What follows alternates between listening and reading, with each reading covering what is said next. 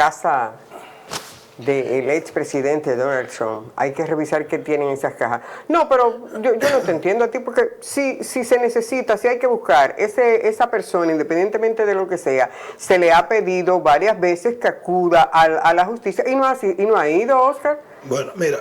Yo no entiendo, si no hay nada que temer, no hay nada que temer. En este caso particular, la orden fue emitida a nombre del Archivo Nacional de la Nación, porque supuestamente ellos creen que él tiene documentos que le pertenecen a la nación y que lo atienden en forma privada. Okay. Pero ese no es el problema. ¿Es posible o sea no es posible? El problema es que del 2016 al 2022, durante 6 años, a Donald Trump le han abierto 2 impeachment, de los cuales se ha demostrado que no era culpable.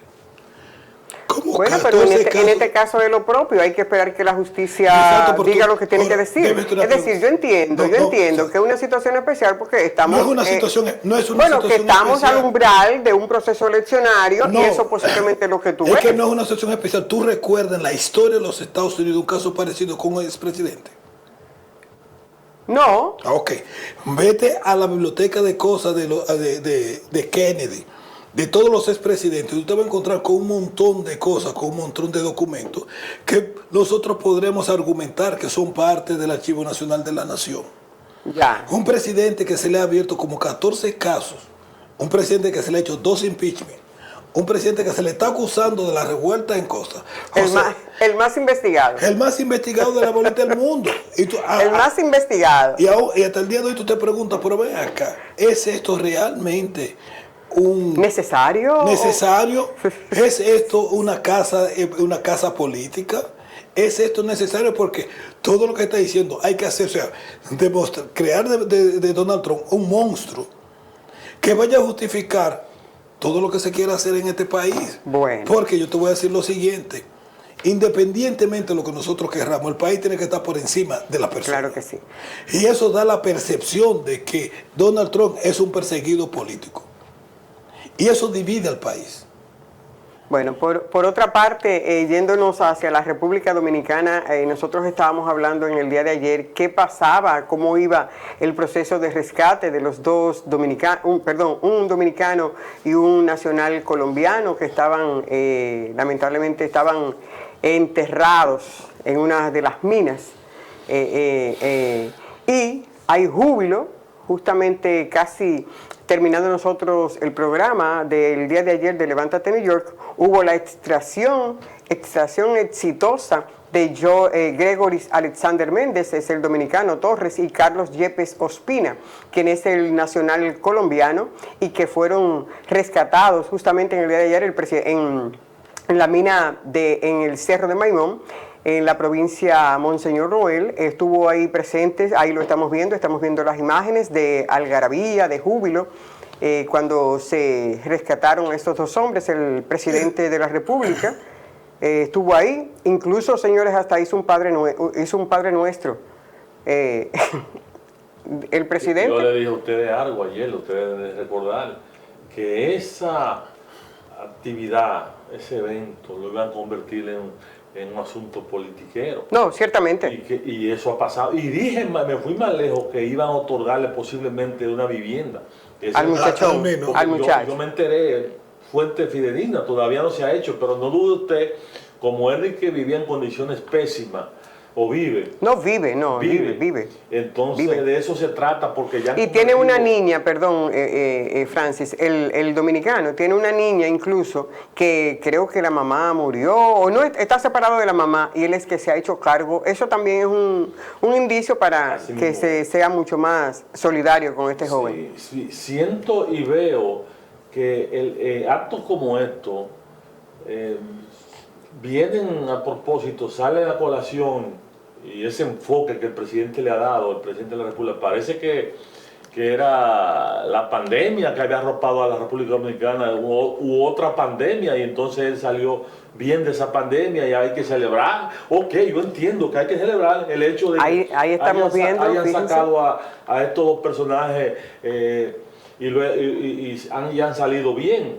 Pero de ahí a querer hacer una actividad prácticamente politiquera, electoral, reeleccionista, como se observa, mira, eso dice mucho de cómo actúan los presidentes dominicanos. Se hacen dueños de las tragedias. Se hacen dueños de las tragedias ajenas. Señor, esto ni siquiera es una tragedia, esto es un accidente. Sí. Un accidente donde aparentemente ni siquiera la vida de esa persona nunca estuvo en peligro. Nunca estuvo. No, estuvo porque, señores, estuvieron bajo tierra y si no llega a tiempo el rescate, definitivamente hubieran muerto en este interín. Solo pero que... no, yo tengo entendido que desde el principio se sabía que eran rescatables, que no había, que era cuestión de tiempo, que las provisiones de aire y de comida y de agua era sí, no, era desde el posible. principio hubo contacto mismo con ellos. Tengo entendido que había muerto un minero. Yo lo dije ayer, que usted ya lo en dijo. esa, que ya en esa fábrica tenía el precedente de alto riesgo en el trabajo. O sea, que no en este caso, pero anteriormente había fallecido por eso, uno. Yo no sé si partiendo de ahí,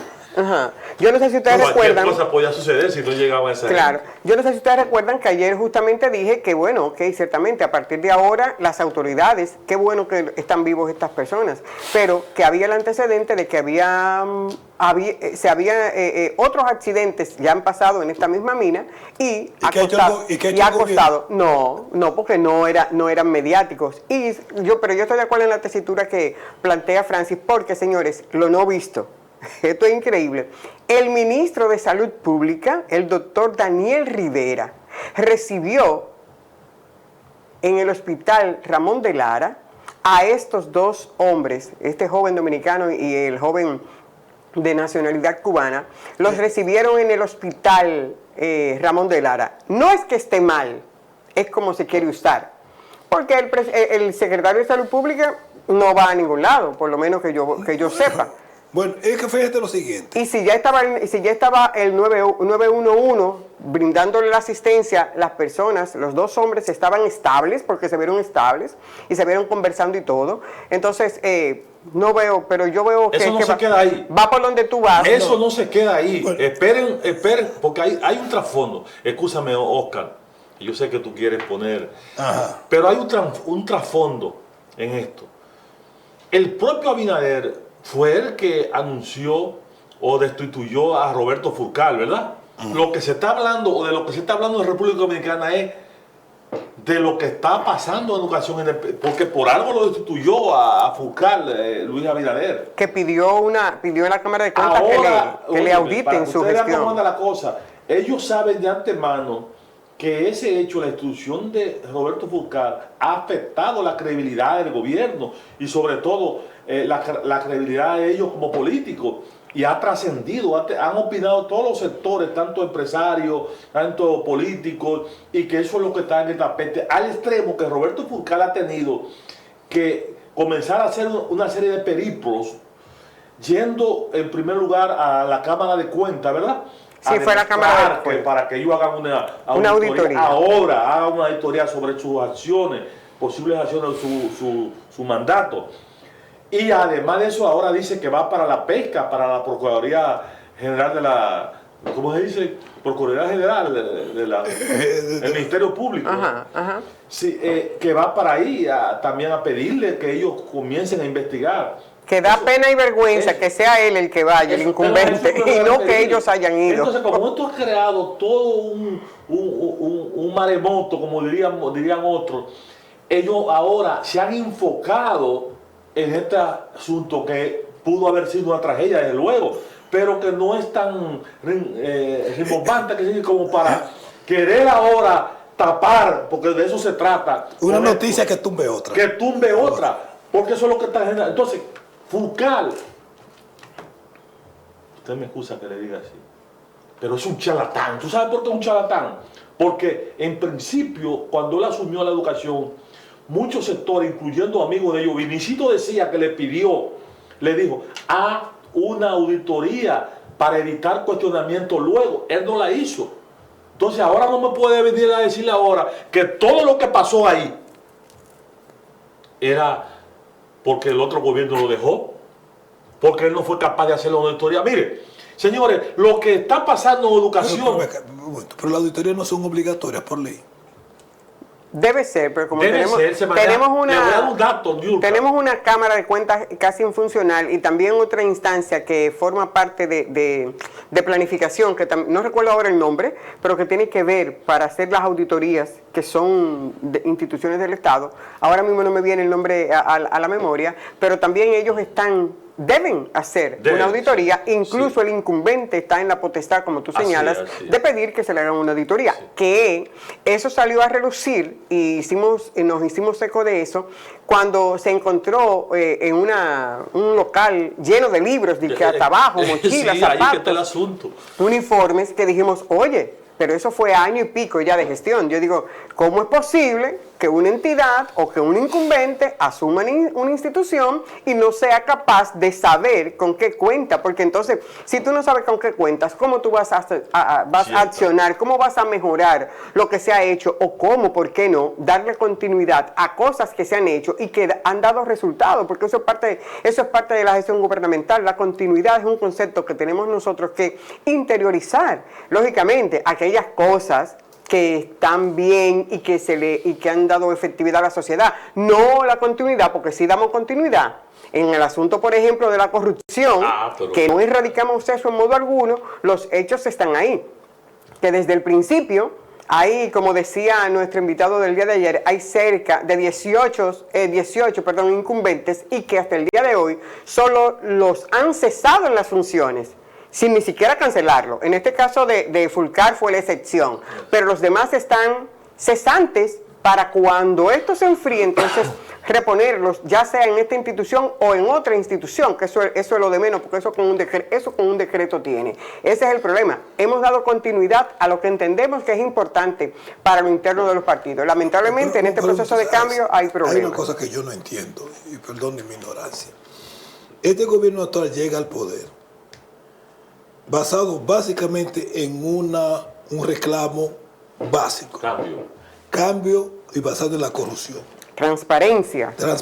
Y tú me estás diciendo a mí que uno de los ministerios con los mayores presupuestos no se le hizo una auditoría para tú poder determinar qué se robaron los anteriores y qué dejaron. Que tú te puedes dar el lujo de un gobierno. Entonces, realmente cada vez que se habla de las cosas, de las ineptitudes, porque estamos hablando aquí de una cosa muy sencilla. El Ministerio de Educación, y una cosa que se peleó en República Dominicana, recibe el 4% del Producto Interno Bruto de la República Dominicana. Estamos hablando de más de 300 mil millones de pesos. El Ministerio de Educación. El que más recibe. Que es el que más recibe. Luego, tú me vas a decir que este presidente permitió que una nueva administración de él comenzara sin tener a mano la documentación necesaria para poder determinar los gastos. ¿Qué tenemos y qué no tenemos? Entonces, o este es el gobierno más estúpido o más incompetente de la tierra, o ellos fueron con la mínima intención de robar. Pero eso está claro. Pero claro. Eso que no le quepa la menor duda a nadie. Este es un gobierno carabelita, que lo que se preocupa es por hacerle creer a la población a través de la prensa, de los medios de comunicación, porque es un chabacano, quiere estar en la televisión todos los días, sí, pero dando informaciones, que muchas veces esas informaciones... Me sorprendió que hizo una oración en un Padre Nuestro. Ayer hizo una oración, que no son verdades la mayoría de las informaciones, porque luego lo desmienten y luego echan para atrás. Yo entendía que Luis Abinader realmente, como tú dices, iba a proceder con los elementos suficientes que pudieran realizar un cambio realmente de verdad, como la población lo entendió. Ahora, yo te voy a decir algo. En el caso de Roberto Fulcar, que es el tema que se está debatiendo a nivel nacional, porque todo el mundo sabe que el hombre de confianza, el director de campaña fue, y hasta se dice que fue el estratega. Yo no creo que fue estratega, porque lo mismo se decía de Adelo Medina, que era un estratega, pero son las circunstancias, la coyuntura, muchas veces las que facilitan el triunfo. Había una circunstancia y una coyuntura que posibilitó el ascenso de Luis Abinader, la división del PLD. La posición de Leonel Fernández también frente al PLD. La posición de los Estados Unidos. La posición de los Estados Unidos. Entonces, eso no es estrategia, ese señor no es ninguna estrategia. Pero, finalmente, lo que quiero decirle a ustedes es, este señor tiene el tremendo tupé de ir ahora a recorrer, y va a seguir recorriendo entidades para demostrar que él es un hombre pulcro y que manejó eso con eficiencia y con seriedad. Pero resulta y viene a ser que donde está yendo, como en el caso de la Cámara de Cuentas, señores, ya ha salido a relucir que fue él que nombró a ese personaje que está ahí, esos personajes que están en la Cámara de Cuentas. Y entonces, ¿de qué estamos hablando? 121 empleados tiene fuera de... 121 empleados. 121. No, bueno. Y entonces están ni que celebrando los trabajadores, los empleados de educación, Que felicitándolos, porque parece que hizo un grandilocuente, un trabajazo en educación. Porque él dice que, óyeme, que un 91.7% de los estudiantes durante la pandemia estuvo participando en la educación. Y dice además, oye, yo no creo que fue así, un 82.3% del nivel secundario, dice él, un 70% del primer ciclo, un 66.8% del segundo ciclo y un 82.6% de secundaria ajustada, dice él, y que distribuyó 9 millones de libros. Señores, pero ¿a quién le cabe en la mente que usa? Déjame reírme. A mí me da risa esta cuestión. Ese señor es un estafador. Bueno, yo tendría mucho cuidado en cosas, porque yo creo que internamente dentro del PRM hay una lucha intestina. Yo creo que hay grupos, y yo creo que la punta de lanza de eso es la posición de Guido, que le hemos tenido 2 veces en este programa. Y hay una lucha interna. El caso particularmente de Furcal, nosotros tenemos que verlo de a qué grupo pertenecía Furcal en el PRD y hasta dónde viene. Recuérdate que Furcal viene de los grupos de izquierda y viene de los grupos, o sea, que la posición es hace siglos. Sí, pasó a la derecha hace años. Como Danilo que vino del Pacorero. Se pasó a la derecha hace años. Pero nosotros nunca habíamos tenido un gobierno tan oligárquico como el de ahora. Ni siquiera Balaguer, ni siquiera Trujillo fueron tan popis como el gobierno actual. Tan popicracia. Entonces, todos los gobiernos de la República Dominicana se han caracterizado por tener una especie de mezcla entre personas que vienen de abajo y personas que son de la popicracia de la República Dominicana. Ahora, en este gobierno nosotros no tenemos, y nosotros habríamos que ver a qué grupos representan las personas que están sustituyendo. Entonces, existe diferencias, contradicciones, porque, señores, ahí está el caso particular del problema de salud pública. La situación fue popicracia versus pueblo. Versus pueblo o grupo médico, porque el señor, hasta yo tengo entendido toda la versus pueblo, se supone que el Colegio Médico Dominicano, su última, lógicamente, vela por los intereses de los médicos, pero también se supone, entre comillas, y lo ha demostrado a lo largo de su lucha, de la población dominicana. Entonces, esa gente que vienen de grupos contestatarios, grupos, nosotros estamos viendo que la están sacando. El caso de Furcal, y yo no voy a defender a Furcal, yo considero que hay que hacer una investigación profunda en el utilizo de los gastos de la República Dominicana, pero recuerden lo siguiente, esto no es un gobierno que se ha caracterizado por nombrar personas que le preocupe el coste del país. Mire, esa gente duplicándose los sueldos, en un problema en que hay una crisis económica enorme en un instante que el país ha cogido dinero prestado a grandes intereses en toda parte del mundo. O sea, que creo que tenemos 1.500 millones. O sea, el último paquete. Ha cogido prendas, pero él acaba de decir que todavía el país puede seguir endeudándose y que tiene capacidad de endeudamiento. No sé, serán los que se han distribuido esos sueldos, serán ellos que van a pagar esos intereses. No. Para un país del tercer mundo como República Dominicana hay una línea que es el 50%. Cuando tu deuda, y hay un problema que la gente... Pero yo lo que no entiendo, ¿cómo la República Dominicana Cuando otros países, por ejemplo, como El Salvador, está comprando su deuda para disminuir eso y poder mejorar la calidad de vida de su gente, ¿cómo si nosotros somos tan ricos y formamos parte de los cuadros de honor en crecimiento macro? ¿Cómo es posible que no seamos capaces de comprar nuestra deuda para pagarla? Porque el préstamo reemplaza la justicia impositiva. Ah, bueno. O sea, el dinero la riqueza que produce la economía de la República. Que de hecho ese macro es por eso mismo, por los préstamos que se han hecho. La República Dominicana, el gobierno de la República Dominicana no recoge el 90% en impuestos de sus gastos. Tenemos un déficit ya en lo que va del año de 2.5%. Y cuando la meta es, primero, un país no debe tener déficit presupuestal.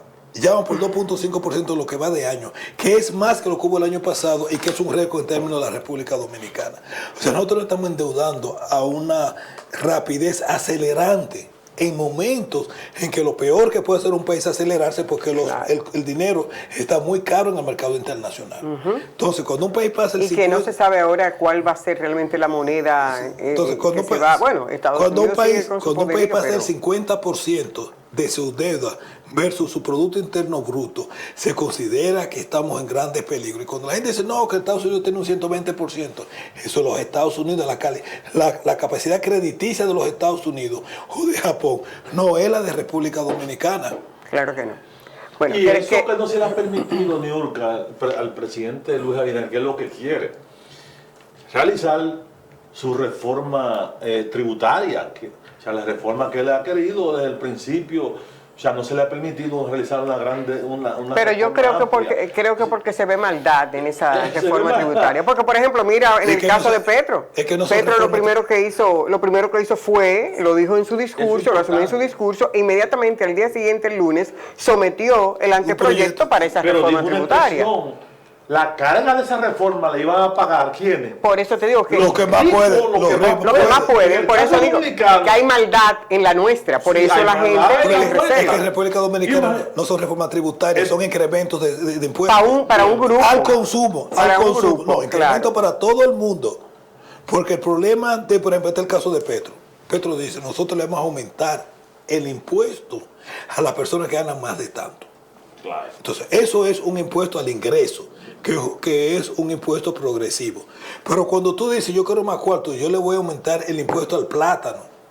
Tú, el que come plátano, independientemente que gane $1 millón diarios o que se gane $1 diario, paga la misma cantidad. Bueno. Entonces, eso termina que los pobres terminan pagando porcentualmente los platos rotos y mucho más, eso incrementa la pobreza. Así es. Claro. Y por eso se abre más la brecha. Entonces, por eso digo, y eso que no hizo esto, no ha podido hacer. Imagínense ustedes que hubiese hecho esa reforma, hubiese seguido con este país, en la calle la gente, tuviéramos una recesión económica. Como tal país. Señores, saludar a nuestro chat bien temprano, que también bien temprano está con nosotros aquí. Simón Morel, buenos días mi gente, dice. Joan Guzmán, buenos días. Veridania Recio también saluda a la familia y da los buenos días. Elías Corporán, nuestro querido amigo, un abrazo, y también se manifiesta a través del chat dando saludos para los amigos que están